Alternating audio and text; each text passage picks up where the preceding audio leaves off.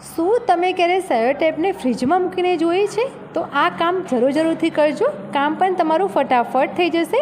તો hello friends, welcome back to my channel. કેમ છો? મજામાં? આજે એવી ટિપ્સ લાવી છું કે જે તમારું કામ ફટાફટ થઈ જશે. જે કામમાં તમને મુશ્કેલી આવે છે તો એ બધી ટિપ્સ આપણે આજે જોઈશું. ચલો લેટ્સ સ્ટાર્ટ.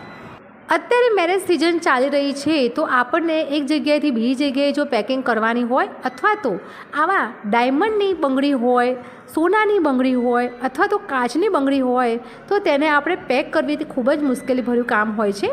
તો આજે આ બંગડીને દરેક પ્રકારની નવી અને ડાયમંડવાળી સોનાની કે કાચની બંગડીને આપણે મોજામાં પેક કરવાની છે. તો અહીં સૌપ્રથમ જો મોજો છે તેવી હાથમાં પહેરી લેવાનો છે અને જેટલી બંગડી તમારે પેક કરવાની છે તેટલી આવી રીતે હાથમાં તમારે લેવાની છે. લઈને પછી આવી રીતે જો આવી રીતે મોજો છે તેને એમ તે ઊંધો કરી નાખવાનો છે. જ્યારે તમે હાથમાં મોજો પહેરો ને ત્યારે ઊંધો જ તમારે પહેરવાનો છે, જેથી કરીને આવી રીતે જો પહેરાવી દઈશું બંગડીને અને પહેરાવીને પછી આવી રીતે રાઉન્ડ શેપમાં તમે આપી દેવાનું છે. તો આમાં તમે જો ઘણી બધી બંગડીઓ તમે આવી રીતે પેક કરી શકો છો. જો આવી રીતે પેક થઈ ગઈ છે અને હવે ગમે ત્યાંથી ઉપરથી પડે કે ગમે તે કોઈ ઉપર વજન બી આવી જાય તો એ પણ બંગડી સારી અને સલામત રહેશે. તો આ ટાઈપની હવે બંગડી તમારે પેક કરવાની છે. હવે આગળની ટિપ્સ જોઈશું. આ ટિપ્સ મારે ક્લચરને લઈને છે.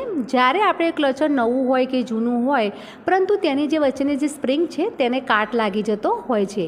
કાટના કારણે ક્લચર એકદમ જામ થઈ જતું હોય છે, સ્મૂથ પણ નથી રહેતું અને આપણે ઉતાવળમાં આ રીતે આપણે જો માથું ધોયું હોય અથવા તો પોની વળવાની હોય ત્યારે ક્લચરની જરૂર પડતી હોય છે.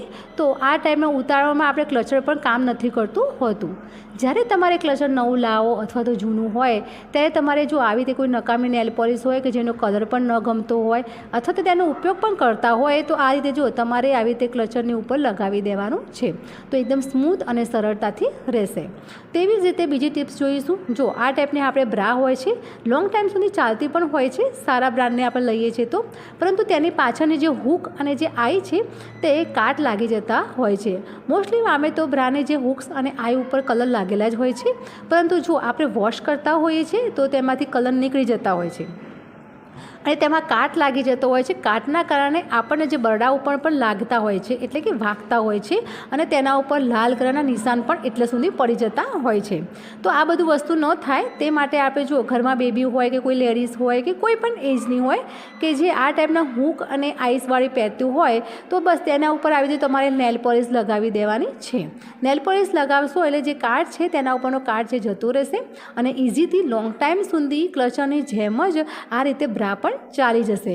હું તો આ ટાઈપ જ કરું છું. થોડી વોશ થઈ જાય એટલે હું તેને આવી રીતે નેલ પોલિશ લગાવી લઉં છું. કરીને જરૂરથી ટ્રાય કરજો, 100% વર્ક કરશે. આગળની ટિપ્સ જોઈશું. અહીં જુઓ, અત્યારે તો મેરેજની સિઝનમાં લિપસ્ટિકની તો આપણને જરૂર જ હોય છે. તો લિપસ્ટિક આપણે અલગ અલગ કલરની કરતા હોઈએ છીએ, પરંતુ શું છે કે 24 કલાક તો શું પણ 2 કલાક સુધી પણ ચાલતી નથી હોતી. અને અત્યારે શું છે કે હોઠની દશા પણ એટલી જ ખરાબ હોય છે, તો હોઠનું પણ એકદમ સ્મૂથ કામ થઈ જશે અને લિપસ્ટિક પણ લોંગ ટાઈમ સુધી ચાલશે. કેમ કે અહીં જુઓ, તમારે પહેલાં નેલ પોલિશ વેસલીન લગાવવાની છે, પછી તેના ઉપર લિપસ્ટિક લગાવવાની છે, અથવા તો તમે પહેલાં લિપસ્ટિક લગાવીને ઉપર તમે વેસલીન પણ લગાવી શકો છો.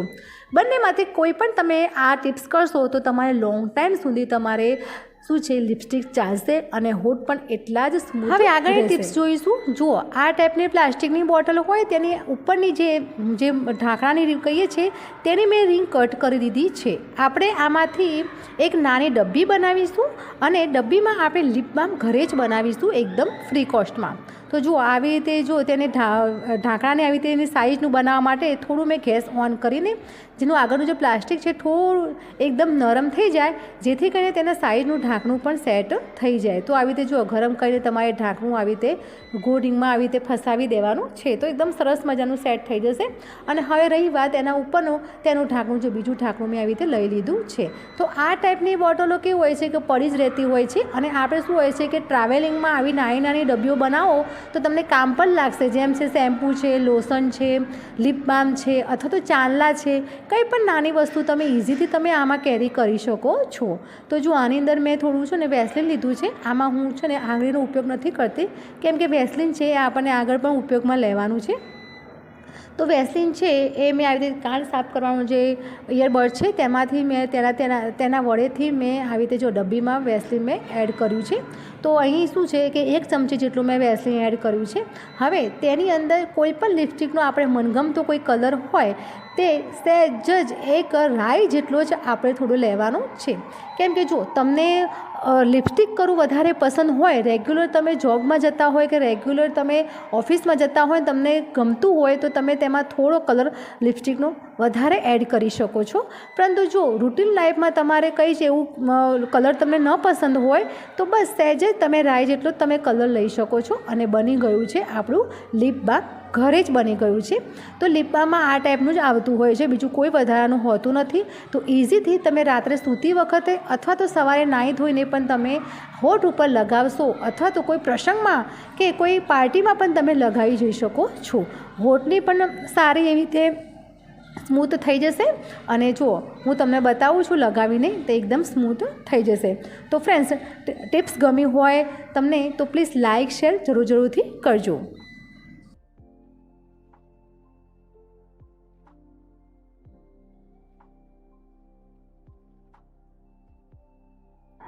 હવે આપણે આગળની ટિપ્સ જોઈશું. આ ટિપ્સ છે તે તમારી જે નકામી દવા છે તેનો સરસ મજાનો ઉપયોગ થવાનો છે. તો અહીં મેં 1 ગ્લાસ જેટલું પાણી મેં એડ કર્યું છે. તેને આપણે ગરમ કરવાનું છે. થોડું ગરમ થઈ જાય એટલે તેને આપણે ગેસ બંધ કરી દેવાનું છે. જો આ ટાઈપનો મેં મોબાઈલનો જે બોક્સ છે તેનું મેં આવી રીતે ડબ્બો બનાવી દીધો છે. તેની અંદર બધી જ દવા મારે રહેશે. તો આમાં કોઈ પણ નાનું બાળક હોય કે ઘરનું વ્યક્તિ હોય તે ડબ્બાનું જે આવી રીતે સિમ્બોલ જોઈને જ ખબર પડી જાય કે આની અંદર મને દવા મળી જશે. તો આ જે દવા છે એ માથાના દુખાવાની દવા છે, પરંતુ તે એક્સપાયર ડેટ થઈ ગઈ છે. તો હવે આપણે તેનો ઉપયોગ કરીશું. જો તમારે કોઈ પણ તમે દવા હોય તો તમારે લઈ લેવાની છે. તો આમાં જો થોડું દસ્તાની મદદથી થોડું આનો ભૂકો કરી નાખીશ. કારણ કે અમુક એવું હોય છે કે દવા પાણી વડે ઓગળતી હોય છે ને અમુક દવા પાણીથી ઓગળતી પણ નથી હોતી. તો બસ તેને આવી રીતે થોડું અધકચરું કરી દેવાનું છે. તેની અંદર ગરમ પાણી આપણે જે કર્યું છે તે એડ કરી દેવાનું છે. અને ગરમ પાણીની અંદર પહેલાં તો અહીં શેમ્પૂ તમારે કોઈ પણ અડધી ચમચી જેટલું આપણે શેમ્પૂ એડ કરવાનું છે. વધારે શેમ્પૂ એડ કરવાનું નથી. જો ડિટર્જન્ટ પાવડર એડ કરવો હોય તો તમે કરી શકો છો. ડિશવોશ પણ તમે લિક્વિડ એડ કરી શકો છો. પરંતુ મને અહીં શેમ્પૂ વધારે પ્રેફર લાગે છે, તો મેં અહીં શેમ્પૂ મેં એડ કર્યું છે. પાણી અંદર એડ કરીને જો આ બધું જે મિશ્રણ છે એ મેં મિક્સ કરી દીધું છે. આવી રીતે જુઓ કિચનની અંદર આ ટાવલ કેટલો બધો ગંદો છે કે તેનાથી મેં શું છે કે તેના ડાઘા પણ મેં સાફ કર્યા છે. મેં ગેસનો સ્ટવ છે એ પણ સાફ કર્યો છે. ખૂબ જ ખરાબ ટાવલ થઈ ગયો છે. તો બસ આને ગરમ પાણીમાં હું આવી રીતે થોડું 2-5 મિનિટ એને ડબોઈ નાખીશ. તો એ જો હજુ ચમચાની મદદથી જ ધોવું છું તેમ છતાંય તેની અંદર ગંદકી નીકળવા માંડી છે. આમાં શું થાય છે કે આપણે ટાવલ તો ધોઈ નાખતા હોય છે, પરંતુ તેની અંદર જે દુર્ગંધ હોય છે એ કાયમ માટે સેટ થઈ જતી હોય છે. તો આનાથી શું છે કે આ દવાથી શું છે કે અંદરના જે જીવાણુ છે કે બેક્ટેરિયા છે તે દૂર પણ થઈ જશે. જો કેટલું પાણી કેટલું ગંદુ થઈ ગયું છે. અહીં મારે કોઈ બ્રશ અથવા તો કોઈ મારે સાબુની પણ જરૂર પડી નથી અને એકદમ નીટ ક્લીન ટાવલ થઈ ગયો છે. તો આને ચોખ્ખા પાણીથી ધોઈને હું તેને સુખાવીને હવે આગળની ટિપ્સ જોઈશું. જો આ ટાઈપની આપણે સેલો ટેપ પાતળી હોય કે જાડી હોય ત્યારે તેનો ઉપયોગ કરવાનો હોય છે ને ત્યારે તેનો શું કે છેડો તેનો મળતો નથી હોતો, કેમ કે તે મેલ્ટ થઈ જતી હોય છે. એટલે એક સરખી આપણે સેલો ટેપ હોય જ છે. તો જો તેને ખાલી ફક્ત ને ફક્ત 10 થી 15 સેકન્ડ આપણે તેને ફ્રીઝરમાં મૂકવાની છે અને પછી જુઓ લઈ લેવાની છે. અડધી મિનિટ સુધી તમે રવા દેશો તો પણ ચાલી જશે. તેના ઉપર જુઓ આ ટાઈપનું છે ને સરસ મજાનું ઠંડક થઈ ગઈ છે અને ઇઝીથી તેનો જે છેડો તરત જ દેખાઈ જશે. જો ઇઝીથી મેં આ છે ને તેનો છેડો કાઢી લીધો છે અને એક સરખી સેલો ટેપ પણ આપણે નીકળતી હોય છે. આવી રીતે કટકા થઈ કે અધૂરી નીકળતી નથી. તો આ તમે જરૂરથી ટ્રાય કરજો ફ્રેન્ડ્સ. અને જુઓ તમારે જ્યારે વાપરીને પણ તેનો છેડો થોડો ક્રોસમાં વાળીને પછી તેને ચોંટાડી દેવાનો છે. તો જરૂરથી તો ફ્રેન્ડ આ હતી મારી આજની ટિપ્સ. આજની ટિપ્સમાંથી તમને કઈ ટિપ્સ ગમી તે મને કમેન્ટ કરીને જરૂરથી કહેજો. હવે એક નવા આઈડિયા નવી ટિપ્સ સાથે જરૂરથી મળીશું. બાય. જય ભારત.